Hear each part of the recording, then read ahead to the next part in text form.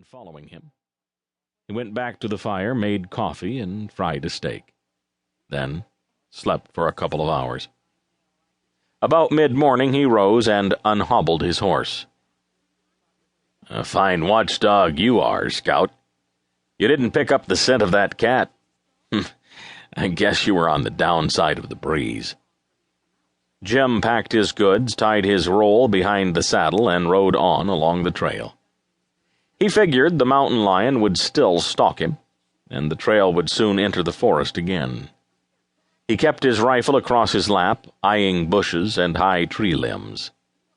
The trail led to a passage between two huge boulders, and his horse reared up with a whinny. "Hold it now, Scout. So, you got a whiff of that mountain lion. Okay. But I'm going to use you for bait."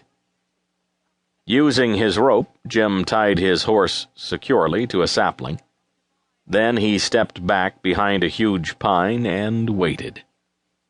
He was sure the huge cat waited for him in the rocks. The horse apparently had a strong scent of the lion, as he pranced nervously, pulling hard against the rope and bending the sapling. Then Jim saw it. A huge cat, creeping silently, eyes focused on the horse. It crept closer. The horse whinnied, straining against the rope. The big cat lurched forward in a blur and leapt at the horse's neck. A crack of Jim's rifle brought it down in mid-flight, landing at the horse's hooves. Jim strained to pull the big cat away from the frightened horse. "Take it easy, Scout." Jim's soft voice eased the horse's fears. "Sorry about that, but we won't have to worry about this fella any more. Besides, I'll have fresh meat for dinner tonight." Several days later, the trail intersected a well-traveled road. Jim saw wheel tracks and figured it to be a highway. He headed west on the road a couple of miles toward a bridge, spanning a small stream. Jim dismounted and filled his canteen as Scout took in his fill. Wiping his mouth with his sleeve, Jim eyed a shady spot by a big pine and strolled over there, holding on to the horse's reins. "Well, we'll wait here, Scout. I've got an idea we'll have company soon." Scout nodded as if he understood.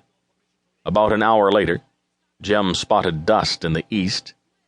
He rose and ambled back to the road. A Wells Fargo stagecoach with 6 horses came charging into view with a cloud of dust behind. Jim waved his hat and the driver pulled back on the reins. The guard beside the driver swung a double-barrel shotgun at Parker.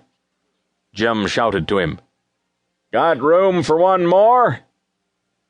The driver spat tobacco off to one side and eyed Jim closely. "You alone? Nobody behind them trees?" "I'm alone." "You tie your horse behind and get in. We'll stop at Hathaway Crossing for the night. Mrs. Hathaway runs the place, board and room. Change horses for a fresh run in the morning." Jim tied his horse behind the coach and stepped inside, where he saw 3 passengers, 2 well-dressed older men, and one who looked like a young cowhand. They greeted Parker with a nod, and Jim sat beside the clean-shaven young man, who carried a pistol in its holster. For several minutes no one spoke, and Parker was glad. He would just as soon snooze anyway. "You going to Virginia City, mister?" the slender man in a gray suit asked. Jim opened his eye a crack and saw the question being directed to him. So much for his nap. "Is that where this stage is going?" The young cowboy chuckled as the man asked, "You don't know where you're going? Kinda strange, isn't it? I'm talking about Virginia City, Montana Territory." "I left the Wind River Reservation several days ago, following a trail.